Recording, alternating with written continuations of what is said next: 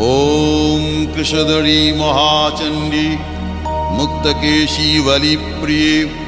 कुलाचार प्रसन्यास्ये नमस्ते शंकरप्रिये घोरदंष्ट्रे कोटराक्षी कीटी शब्द प्रसादिनी घोर घोर रवास्फारे नमस्ते चित्तवासिनी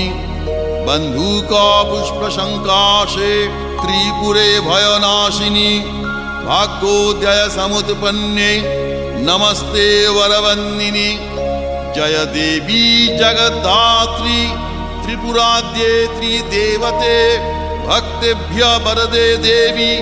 महिषग्नि नमोस्तुते घोर विघ्न विनाशाय